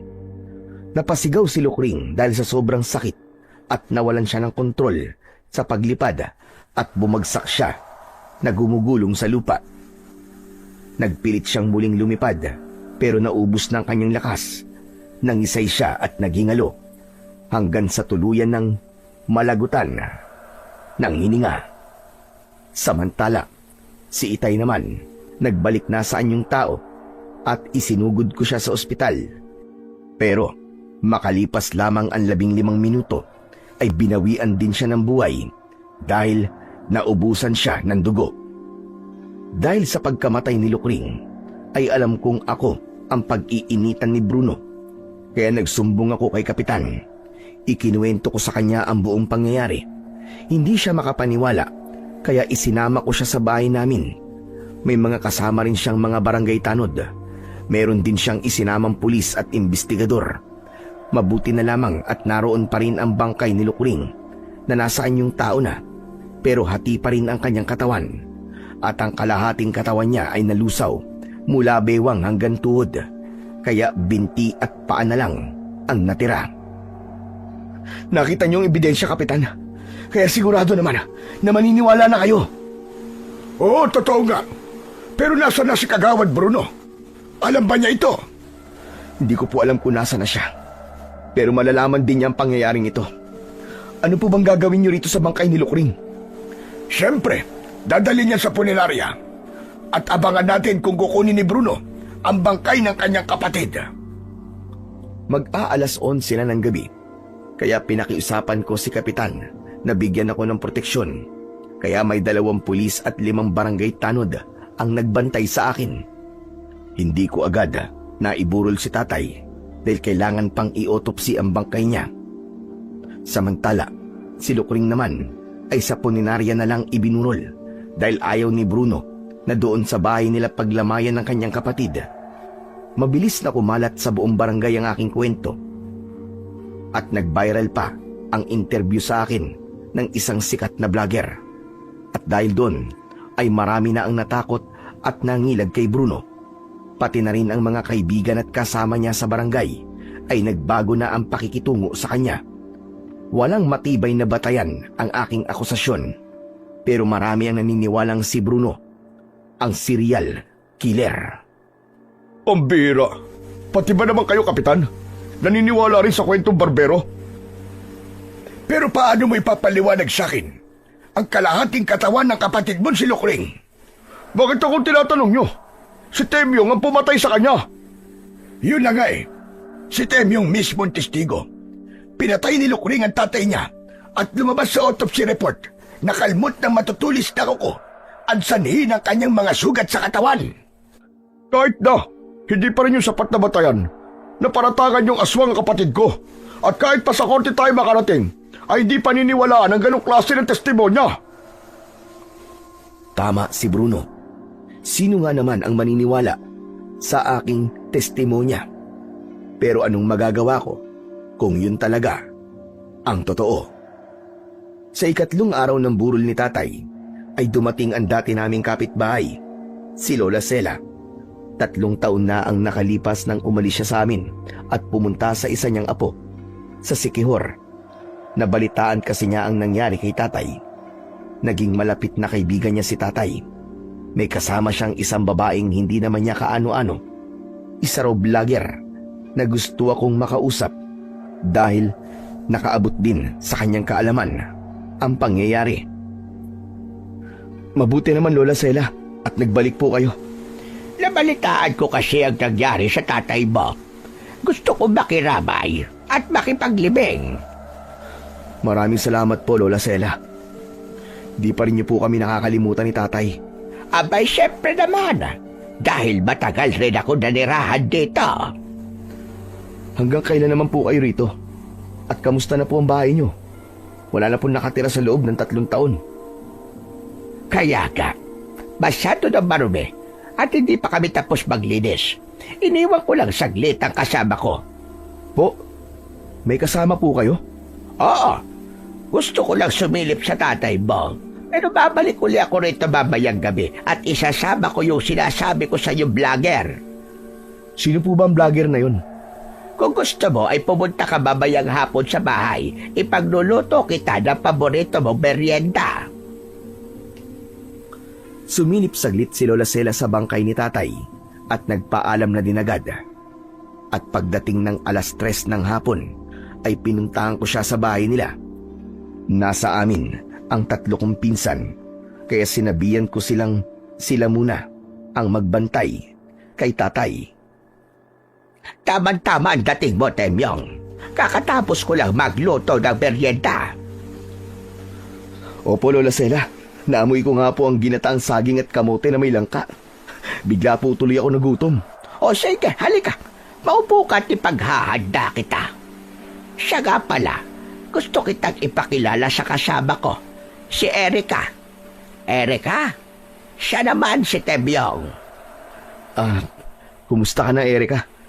Ikinagagalak kitang makilala. Ikinagagalak din kita makilala, Temyong. Sabay kaming nagmerienda ni Erika. Iniwan muna kami ni Lola Sela para mabigyan kami ng privacy. Maganda si Erika, may pagkamistisa at maganda rin ang hubog ng katawan. Kumbaga, artistahin ang dating. Erika, matagal ka na bang vlogger? Bago pa lang. May 3 months pa lang ako. Pero malapit nang mamonetize ang YouTube channel ko. Talaga?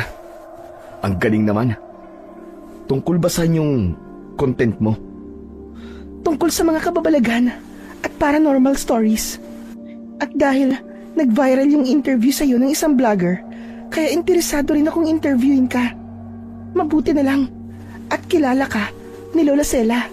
Kaya hindi ako nahirapang hanapin ka. Mabait si Erika at masarap kausap. Kaya maliban sa mga bagay na gusto niyang malaman tungkol sa aking naging karanasan, ay marami pa kaming ibang bagay na napag-usapan at mabilis kaming nagkapalagayan ng loob. Kinagabihan ay nagpunta ulit si Lola Sela sa burol ni tatay. Kasama niya si Erika. Marami ang tao sa lamay at halos lahat sila ay napapatingin sa dalagang kasama ni Lola. First time lang kasi nilang nakita ang dayuhang vlogger at nakukuryo sila kung sino ba ang magandang estranghera na napadpad sa aming barangay. Lingid sa aking kaalaman ay palihim ding nagpunta si Bruno para magmanman at napansin din niya si Erika at nabighani siya. Kaya naman biglang na-trigger ang kanyang makamundong pagnanasa. Ayos. May bago na naman akong prospect. Kailangan makilala kong babaeng yun. Pero teka muna. Bakit pamilyar ang mukha niya? Namamalikmata lang ba ako? Totoo bang tao siya? O isa siyang multo? Pasado 1:00 na ng madaling araw nang umuwi sina Lola at Erika. Ihahatid ko sana sila pero pinigilan ako ng aking mga pinsan dahil may pinaniniwalaan silang pamahiin. Malapit lang naman sa amin ang bahay ni Lola Sela. Wala pang 1 minutong paglalakad. Palihim silang sinundan ni Bruno. Nakita niyang pumasok si Lola Sela at Erika sa pinto ng bahay. Nakatayo na si Bruno sa harap ng pinto at nag-iisip ng malalim. Imposible. Paano nangyari yun? Bakit mo kami sinusundan? Napatingin si Bruno sa kanyang likuran. Nagtataka siya kung paano napunta si Erika roon Gayong nakita naman niyang pumasok ng pinto ang dalaga. Teka, paano ka napunta riyan? Pumasok ka sa pinto niyo, di ba? Sagutin mo na lang ang tinatanong ko. Sino ka? At bakit mo ako sinusundan? Gusto mo rin ba akong biktimahin? Ano bang pinagsasasabi mo? Kilala kita. Dahil nakita ko na ang mukha mo sa social media. Ikaw si Kagawad Bruno. Ang pinaghihinalaang rapist na aswang at serial killer sa baryong ito. At naniwala ka naman doon. Bakit? Nasa itsura mo naman eh. Mukha kang ang rapist. Ang pangit mo kasi. Hindi ka papatulan ng mga babaeng nagugustuhan mo. Kaya dinadaan mo sa dahas. Hinahalay mo sila. Nang iinsulto ka ba? Daan-daan ka sa pagsasalita mo. Dahil baka ikaw at sunod na maging biktima. Huwag mong sabihin gawin mo. Hanggang salita ka lang naman eh. Hindi na nakapagtimpi si Bruno, kaya bigla siyang nagbago ng anyo. Naging aswang na siya. Malaki at maitim ang kanyang katawan. Nakakatakot ang itsura niya. Nanlilisik ang pulang mata at mahaba at matutulis ang kanyang pangil. Mahaba rin ang kanyang kuko. Pero hindi man lang naalarma si Erika at wala siyang naramdamang kahit na anong konting takot. Magaling. Kaya totoo nga. Ikaw nga ang serial killer. Wow naman. Takot na takot ako sa'yo. Wag po. Maawa na po kayo. Huwag niyo po akong sasaktan. O ano? Kala mo natatakot ako sa'yo? Gunggong! Nang iinsulto ka ba? Hindi ka ba natatakot sa akin? Mas nakakatakot ka sa anyong tao mo. Dahil mas nakakatakot ang kapangitan mo kaysa sa pagiging aswang mo. Ah, ganon. Humanda ka dahil pagbabayaran mo ang iyong pagiging lapastangan. Akma na sanang kakalmutin ni Bruno si Erika, pero may sinambit na salitang Latin si Erika. Isang salita na may halong salamangka, kaya biglang natigilan si Bruno. Parang napako siya sa kanyang kinatatayuan at hindi siya makakilos. Walang hiya ka! Anong ginawa mo sa akin? Bakit di ko maigalaw ang aking mga paa at kamay? Ginamitan mo ba ako ng mahika? Oo, ginamitan kita ng mahika. Dahil isa akong babaylan. At bukod doon, isa rin akong halimaw na katulad mo. Kaya humanda ka! Sa isang iglap ay biglang naputol ang katawan ni Erika at siya ay naging isang manananggal. Imposible! Isa kang manananggal! Bakit ganun? Hindi kita naamoy! Dahil kaya kong itago ang aking pagkalimaw sa kapwa ko aswang at manananggal. Kaya humanda ka. Dahil ito na ang magiging katapusan mo. Teka, sandali! Anong gagawin mo? Wala akong atraso sa'yo! Yun ang akala mo. Malaki ang atraso mo sa akin, hayop ka. Dahil ang una mo naging biktima ay ang kakambal ko. Ikaw talaga ang sadya ko rito. At hindi na kita kailangan pang hagilapin. Dahil ikaw na mismo ang kusang lumapit sa akin.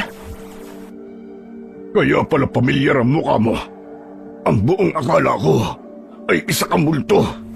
Kakambal ka pala ni Angelica. Mabuti naman at natatandaan mo pa. Inimbita lang si Angelica ng isa niyang kaibigan na magbakasyon dito. Pero ano ginawa mo? Hinalay at pinatay mo siya. Kaya humanda ka dahil dumating na ang araw ng aking paniningil. Hayop ka! Lumaban ka ng parehas! Hayaan mo akong makagalaw! Hindi rin parehas na laban ang ginawa mo sa iyong mga naging biktima. Kaya humanda ka dahil ipaghihiganti ko silang lahat. Hindi!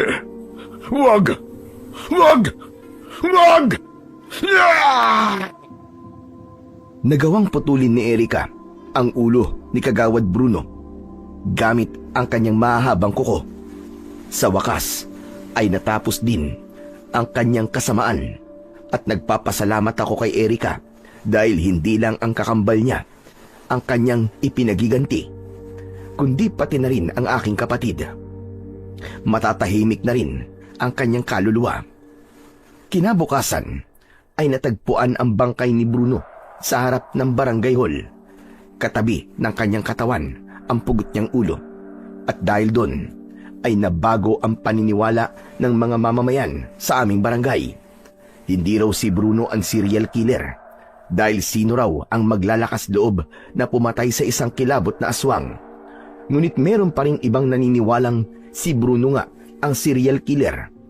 At natutuwa sila dahil matatapos na rin ang mga nangyayaring krimen. Kasama na sa mga natuwa si Kapitan Ingo. Mabuti naman, Kapitan. At naniwala kayo. Hindi ako sigurado.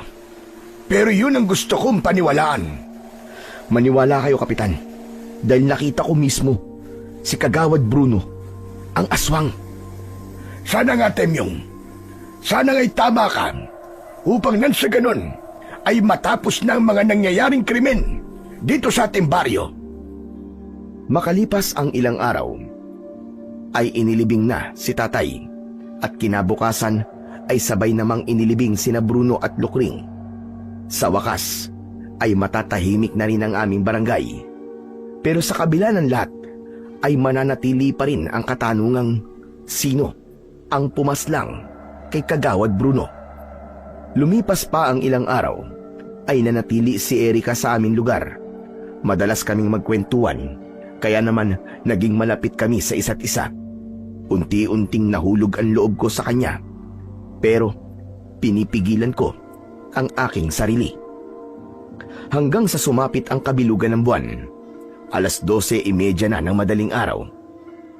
Pinuntahan ako ni Lola Sela. Oh, Lola Sela, ano po sadya nyo? 10 oras na po ng gabi. Nawawala kasi si Erika. Ho? Nawawala? Ano pong ibig nyo sabihin? Magkasabay kaming naghapunan. Una siyang nakatulog at natulog na rin ako. Tapos nagising ako pasado 11:00. Napansin kong nakabukas ang silid ni Erika at wala siya roon. Inisip kong baka meron lang siyang pinuntahan.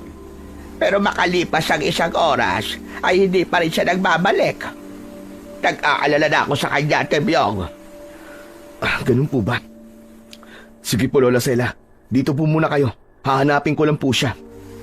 Nako, maraming salamat sa iyo, Temyong. Lumabas ako ng bahay para hanapin si Erika. Maliwanag naman ang bilog na buwan, kaya maliwanag din sa paligid. Sumaglit ako sa bahay ni Lola Sela at walang tao sa loob. Lumabas ako sa likod ng bahay at laking gulat ko dahil may nakita kong kalahating katawan sa tabi ng malaking puno. Bigla kong kinabahan at kahit natatakot ako ay nilapitan ko pa rin ang putol na katawan. At napaisip ako, kaninong katawan ito? Kay Erika ba? Isa rin ba siyang manananggal? Bigla ko tuloy naalala si Lukring at kung ano-anong pumasok sa isip ko. Hinubad ko ang palda ng putol na katawan at tumambad sa akin ang mapuputing mga hita. Mas maputi pa at mas flawless sa hita ni Lukring. Hindi ko na napigilan pa ang aking sarili, kaya ginawa ko rin sa putol na katawang yon ang ginawa ko dati kay Lukring. At parehas din ang reaksyon dahil pumulupot din sa aking likod at leg ang 2 paa. Alam ko si Erika yun at nagustuhan din niya ang ginagawa ko. Pero may kakaibang nangyari dahil makalipas lamang ang ilang sandali ay may narinig akong pagaspas ng pakpak. Tumingala ako at nakita ko ang kalahating katawan ni Erika. Sa sobrang takot ay napatakbo ako sa loob ng bahay. Hindi ako makagalaw sa aking inuupuan. Inihanda ko ang aking sarili. Wala na akong magagawa kung yun na ang aking magiging katapusan. Pero umaasa akong mapapatawad pa rin ako ni Erika sa aking kapangasan. Pumasok si Erika sa loob na nasaan yung tao na. Lumapit siya sa akin at titigan niya ako. At laking gulat ko dahil bigla niya akong hinalikan sa labi. Mainit at maalab ang kanyang halik. Kaya lalo ko pang ipinagdiinan ang aking labi. Pareho kaming nagpatianod sa agos ng aming nananabik na katawan at damdamin. Kaya naman makalipas lamang ang ilang minuto ay nasa kama na kami at parehong walang saplot ang katawan. Pinagsaluhan namin ng init ng gabi at sabay kaming naglakbay hanggang sa kami ay makarating sa pinakatuktok ng langit. Kinabukasan, maaga akong umuwi at nakita kong natutulog sa sopa si Lola Sela. Hinintay ko na lang siyang magising at nag-imbento na lang ako ng istorya. At pagkatapos namin magkape at kumain ng pandesal, ay umuwi na siya. 2 araw pa uli ang lumipas. Nagpaalam na sina Lola Sela at Erika. Babalik na raw sila sa Secure. Iiwan mo na ako, Erika? I'm sorry, Temyong, pero kailangan ko nang umalis dahil matagal nang tapos ang aking misyon. Pero paano tayo? Baliwala ba sa'yo na magitan sa atin? Aswang ako at tao ka. Hindi tayo bagay. Kaya isipin mo na lang na isang magandang panaginip ang namagitan sa atin. Hindi ba talaga tayo pwedeng magsama? Magkaiba ang ating mundo. Kaya imposible ang gusto mo mangyari. Gusto ko mang pigilan si Erika ay wala na akong magagawa. Umalis na siya, pero nag-iwan siya ng isang matamis na alaalang hindi ko makakalimutan. At umaasa akong balang araw ay magtatagpong muli ang aming mga landas. Pagkatapos ng mga pangyayaring yon sa aking buhay, ay naging tahimik at payapa ng muli ang aming baryo. Wala nang pagsalakay ng aswang. Tahimik nang nakakalabas ang mga tao at nakakapaglaro ng muli ang mga kabataan sa lansangan kahit gabi. Nagpasalamat ako sa Panginoong Diyos dahil kahit nawalan ako ng ama at kapatid, ay hindi niya pa rin pinabayaan ang aming baryo. At natapos ang kasamaan na minsang namayani rito. 2 taon ang mabilis na dumaan. Nagulat na lang ako nang bumalik si Erika sa aming baryo at sinabi niyang hindi na siya makatiis na hindi ako makita dahil magmula daw ng paghihiwalay namin ay hindi na ako nawala-wala sa isip niya dahil doon lang daw niya napagtanto na mahal niya ako at ayaw niya nang mawalay ako sa kanyang paningin. Agad ko siyang hinalikan at sinabi ko rin sa kanya na kahit kailan ay hinding-hindi na kami magkakahiwalay at bubuo kami ng isang masayang pamilya na puno ng pagmamahalan sa isa't isa.